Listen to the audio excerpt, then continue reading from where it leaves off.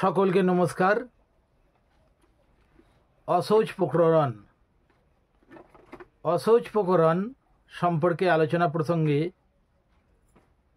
বিভিন্ন বিষয় আমাদের কাছে উপলব্ধি হয়, যেগুলি কোনোটি সঠিক, আবার কোনোটি সঠিক নয়।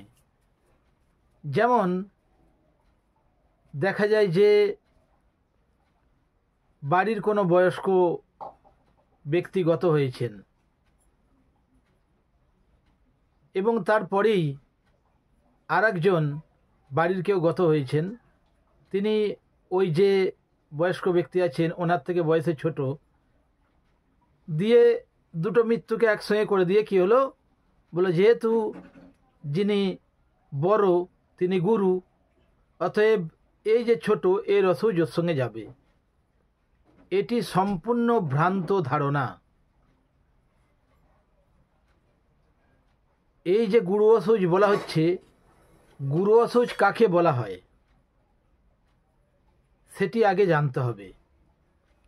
আমাদের অশৌচ প্রকরণে 3 রকমের অশৌচ আমাদের বিবেচনা করতে বলা হচ্ছে। এই 3 রকমের অশৌচ যে বিবেচনা করতে বলা হচ্ছে, তার মধ্যে একটি হচ্ছে গুরু অশৌচ, দ্বিতীয়টি হচ্ছে লঘু অশৌচ এবং তৃতীয়টি হচ্ছে সমান অশৌচ। আমি আরেকবার বলছি, প্রথমটি হচ্ছে গুরু অশৌচ, দ্বিতীয়টি হচ্ছে লঘু অশৌচ এবং তৃতীয়টি হচ্ছে সমান অশৌচ। এইবার গুরু অশৌচ কাকে বলা হয় সেটি সম্পর্কে আলোচনা করব। লঘু অশৌচ কাকে বলা হয় সেটি সম্পর্কে আলোচনা করব। সমান অশৌচ কাকে বলা হয় সেটি সম্পর্কে আলোচনা করব। প্রথমেই আসব গুরু অশৌচে। পূর্বেই বলেছি, অশৌচ নির্ধারণ করে তারপর আমাদের বিচার করতে হবে। অশৌচ নির্ধারণটি কিভাবে করা হয়? শাস্ত্র বলছে, মরণোৎপত্তি যোগে তু গরীয় মরণং ভবেৎ। এই একটি শ্লোকের মাধ্যমে আমরা যেটি পাচ্ছি, সেখানে যে বিচার আসছে সেটি বলা হচ্ছে মরণ অশৌচ এবং জনন অশৌচ দুটির মধ্যে মরণ অশৌচ গুরু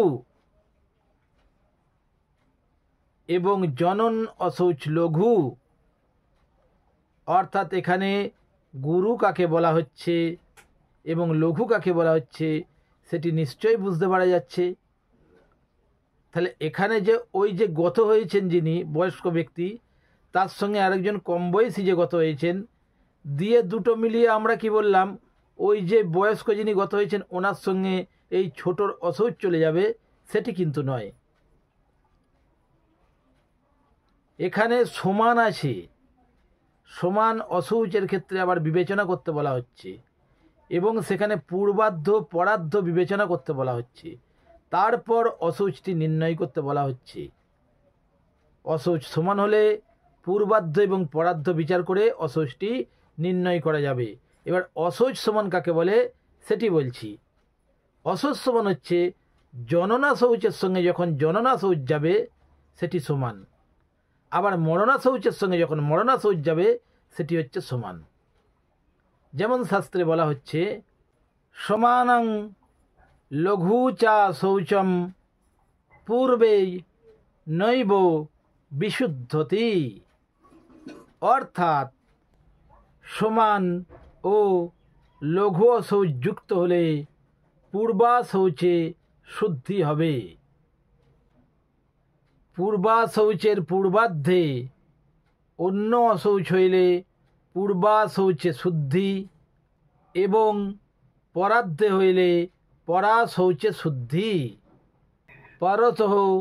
পরত শুদ্ধি রঘো বিদ্ধি বিধীয়তে সাচেত পঞ্চত্বমাধন্যং পূর্বে নপ্পনো শিষ্যতে। এটি হচ্ছে আমাদের যে অশৌচ প্রকরণের সাধারণ যে নিয়ম সেটি। এই রকমেরই বিধি। এই সামগ্রিক আলোচনায় একটি বিষয় আমাদের অবশ্যই উত্থান হবে, সেটি হচ্ছে অসৌচ বৃদ্ধি হলে সেখানে লঘু, গুরু, সমান, পূর্বার্ধ, পরার্ধ বিবেচনা করে অসৌচ বৃদ্ধি করতে হবে। নমস্কার, সকলে ভালো থাকুন। ভালো লাগলে অবশ্যই শেয়ার করে দেবেন, চ্যানেলটি সাবস্ক্রাইব করবেন, লাইক করবেন এবং কমেন্টের মাধ্যমে আপনাদের অমূল্য মতামত অবশ্যই জানাবেন।